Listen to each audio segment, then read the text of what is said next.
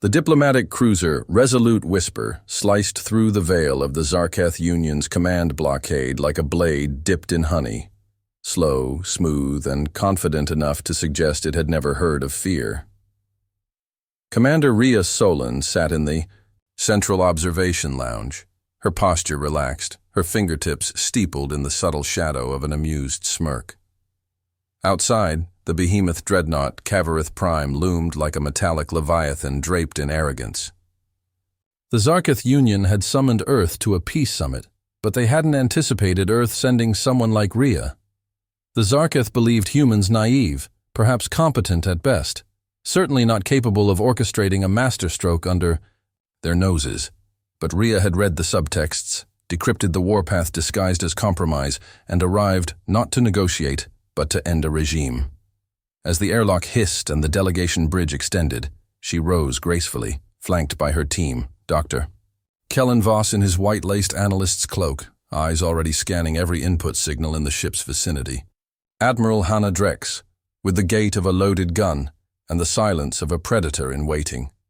And Envoy Liren, masked in ceremonial garb, the only one who had ever served in the Zarketh's inner ring and lived to defect. They stepped onto the platform with calculated deference, and Rhea's first words echoed into the gilded steel hangar of Cavarith Prime. Wow. Love what you've done with the warship. So inviting, really screams trust us. The Zarketh guards didn't laugh. They never did.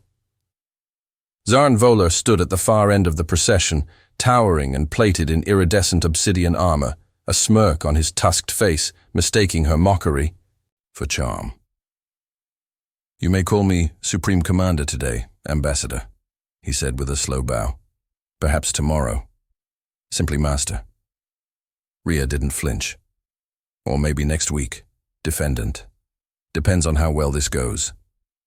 Their exchange was watched by hundreds of neural eyes scattered across the ship, recording for posterity what they thought was the beginning of Earth's submission. But Rhea wasn't just playing her part. She was the part. Every blink, every pause, every seemingly offhand comment was a loaded sequence in a long-play algorithm her team had spent years perfecting. As they were ushered toward the grand treaty hall, beneath vaulted ceilings adorned with kinetic battle murals and writhing banners of conquest, Dr. Kellen whispered behind her, "Signal strength optimal. Their AI firewall thinks I'm a pet." Rhea responded without turning, "Don't feed it. We're here to declaw it." The hall itself was a monstrosity of polished ego, with 12 Zarketh counselors seated in semi-circular thrones carved from the hulls of enemy ships they had. Once incinerated, Earth's modest delegation was offered soft-seated stools. Rhea took hers like it was a throne anyway, crossing one leg over the other as she activated the gift sphere on the table before them. "Before we begin, a small offering," she said, gesturing toward the glowing orb now levitating silently in the air. "From Earth, soil, water, music, language, a piece of what you seek to conquer." The counselor nearest to her leaned forward, intrigued. The sphere shimmered in iridescent hues, encoded quantum fiber pulsing like a heartbeat. Unseen by the Union, the moment it activated, so did the map. It spread through every Zarketh ship within signal reach, identifying weaknesses, nodes, blind spots, feeding them back to Admiral Drex's internal display, and whispering in dead protocols that had long since been overwritten. By the time the treaty parchment unfurled, traditional, ceremonial, laced with biometric ink, the Zarketh's digital spine had already begun to fray. 30 cloaked Earth ships hidden beyond Saturn's rings had activated silent lockdown procedures, freezing fleet movements, disabling propulsion nodes, and turning once invincible dreadnoughts into drifting sculptures of obsolete ambition. Volar didn't realize it until he tapped the neural interface embedded in his gauntlet and got no reply. "Commander Solon," he growled, "is there interference in our systems?" Rhea smiled thinly, leaning in like a tutor correcting a student. "Interference? Oh no. Just thought we'd update your firmware while we're here. Surprise. We read your emails. You really should have updated your encryption past the year 2100. The room didn't erupt. It froze. The counselors looked around as their devices blinked out one by one. Only Lyran moved, calmly standing and bowing before the stunned assembly. Your secrets, he said softly, now belong to the free peoples of the unaligned worlds. Panic began not with screaming, but with silence. Rhea remained seated, serene in her power, as though she had simply lit a candle in a darkened room. Except the candle was a data virus, and the room? An empire. The silence that fell over the Zarketh High Council chamber was the kind that dragged oxygen from lungs and ambition from postures. The orb still hovered between them, pulsing in quiet, deliberate rhythm, its color shifting to match the heartbeats it had already mapped. Commander Rhea Solon remained still, her expression a study in surgical composure, as Admiral Hana Drex transmitted the next signal through the encoded gestures of her fingers, folded neatly in her lap. Across the vast hull of Kavarith Prime and the dozen Union warships orbiting it in covert formation, systems began to crash in symmetrical implosions of control, propulsion drives locked in recursive loops, weapons casings sealed, bridge commands routed into containment traps pre-written by Earth's AI swarm network. The mighty fleet, once the clawed hand of Zarketh dominance, was now a fleet-shaped prison, its claws gently tucked away by invisible hands. Voller rose from his throne like a statue discovering motion, his muscles tense, voice cracking with restrained fury. "What have you done?" he barked. Dr. Kellen Voss looked up from his wrist slate and offered a lazy grin. "Oh, just a few polite nudges to your infrastructure. Think of it as spring cleaning. You'd be amazed how much garbage was clogging your systems. That encryption method from TriStar 11, amateur hour." Rhea stood, brushing imaginary dust from her lapel, and walked slowly to the center of the chamber. "You thought this was peace," she said softly. "No, this was diagnosis, and you, Zahn Voller, are the terminal symptom of your empire's delusion." Behind her, screens activated of their own accord, displaying planetary footage, riots in progress on Zarketh subjugate worlds, chains being cast aside by the Draxani, the Uleni, the Murchus, species whose names were etched in the Zarketh archives under permanent compliance. Now, they were burning effigies of their masters, seizing orbital control stations, shouting into the stars words they had not dared to whisper in generations. "Impossible," muttered one counselor. Envoy Lyran, now stripped of his ceremonial mask, and adorned in the dark red of Earth's diplomatic corps, turned to him and said, "I leaked your war plans 3 months ago. Freedom is only impossible until someone stops asking permission." One of the throne guards drew a blade, but froze mid-step. Admiral Drex had simply raised one hand. Her other was resting casually on the grip of a weapon the Union had never seen, its barrel glowing with low hums of compressed gravity. "You will sit," Drex said, voice like marble cracking, and the guard sat. Hard. Rhea turned her gaze back to Voller, whose fists trembled more from revelation than rage. "You tried to tame us," she continued, "to bait us into revealing what you thought was a defense. We let you see what we wanted you to see: outposts, patrol routes, small-scale tech. A facade. And in your arrogance, you mistook patience for weakness. But Earth doesn't fight like you. We don't announce. We wait. And when we strike, it's not for domination. It's for rewiring the entire board." The orb in the air flickered. Again, its surface now displaying the encoded signatures of Earth's hidden colonies, marked not on known charts, but within dark spectrum starfields invisible to normal optics. Each world armed, independent, and woven into a mesh of quantum defense systems decades ahead of current galactic norms. Voller's throat worked soundlessly as realization dawned. They had never seen the true Earth. Not once, not even now. "You knew," he said finally, barely audible. You knew all along. Rhea nodded once. Since your probe breached Europa's inner crust, we let you see our ice while we built fire underneath it. A new screen came to life, showing Earth's colonies unified in formation, fleets sliding into shadow patterns that mirrored nothing the Union's battle AI could recognize. And what now? Another counselor asked. Conquest? Dr. Kellen answered cheerfully. Conquest is so last millennium. We prefer demonstration. Psychological, cultural, strategic, existential, really. Rhea approached the treaty scroll lying untouched on the table and placed one finger on its seal. We offered peace. You thought it a leash. It was a mirror. And now, you get to see what you've become, and what you could be if you evolve. She leaned closer to Voller, whispering, Option A. The galaxy sees you panic. Option B. You smile, sign the damn paper, and pretend this was your idea. Her smile returned, sharp, polite, and terrifying in its precision. Spoiler alert, they'll believe either. The silence after Rhea's ultimatum was not the stunned kind. It was the calibrated stillness of minds recalibrating the universe. Volar's eyes, once burning with contempt, now flickered with something dangerously close to awe, or perhaps dread.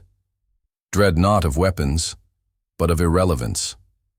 The Zarketh Union, once the roaring fire at the heart of the galaxy's sphere, now flickered like a dying star before the quiet gravity of Earth's ascension.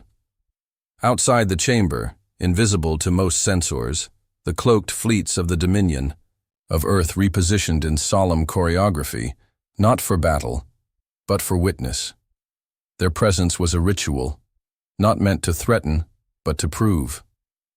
And from every corner of the galaxy, comm networks began pulsing with broadcast leaks, encrypted by Earth's quantum seed protocols, now unfolding like viral truths across the stars.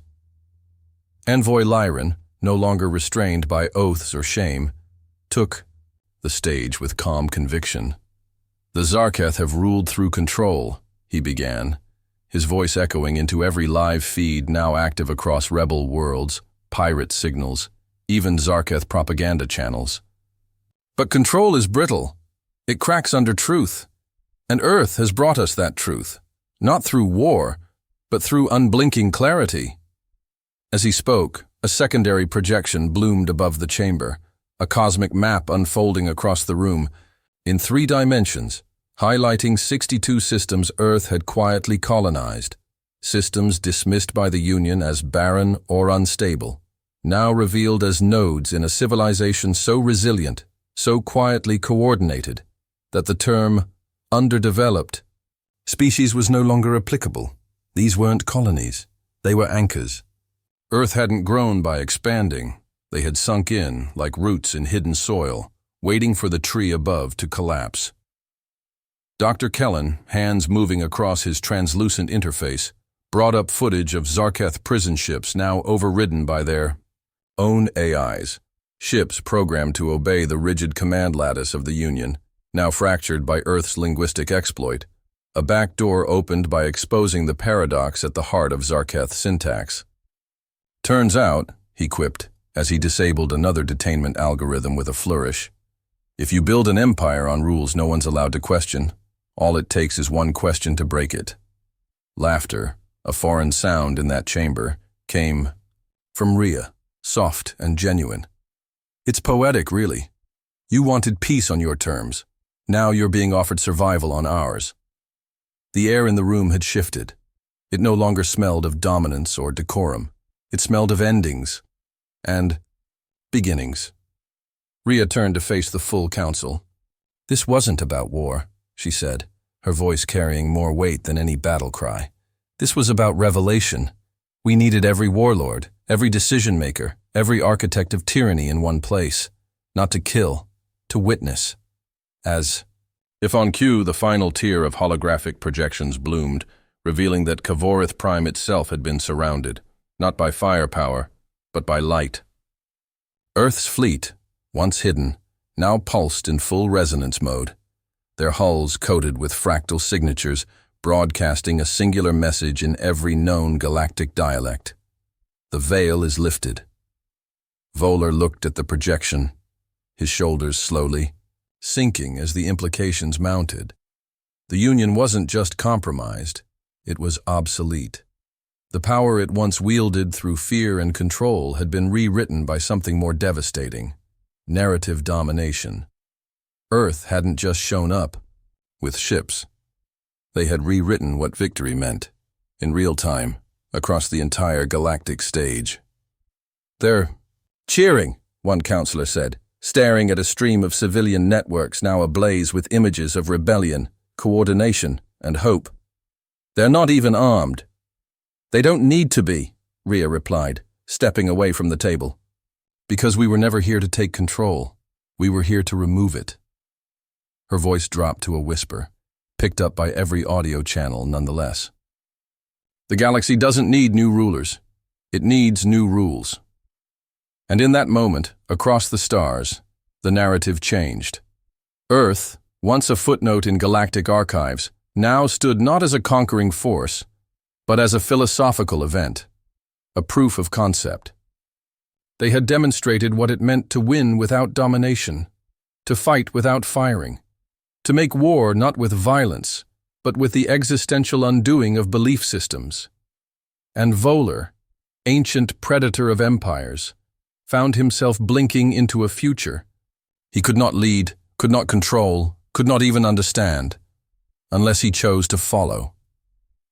Rhea offered no final insult, no command, no ultimatum, only a chair, and beside it a pen. Volar stared at the pen as if it were a blade, though it bore no edge, no threat, at least not in the form his empire understood.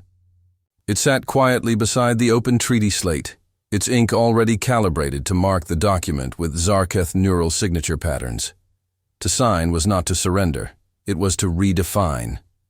Around the chamber, his counselors remained seated, not out of loyalty or command, but because their world had shifted beneath them, and none yet knew how to walk upon the new terrain. Rhea Solon didn't move. She waited. Not with smugness, not even with expectation, but with certainty. Her stillness wasn't passive, it was tactical. She had already moved the galaxy. The rest was choreography. Outside, Earth's fleets pulsed in precise formation, no weapons activated, no targets locked, simply present. That presence spoke more clearly than any transmission. "We are not here to conquer. We are here to witness your choice." Volar's hand hovered.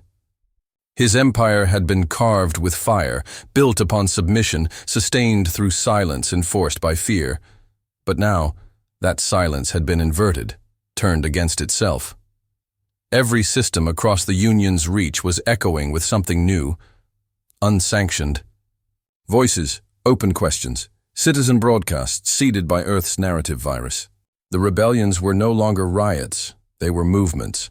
And the only thing that kept them from becoming revolutions was what Volar chose to do next. Rhea finally spoke, her tone almost gentle. "We could have vaporized your fleet. We chose to talk. Don't make us regret our good mood." Her smirk was subtle, but it landed like thunder.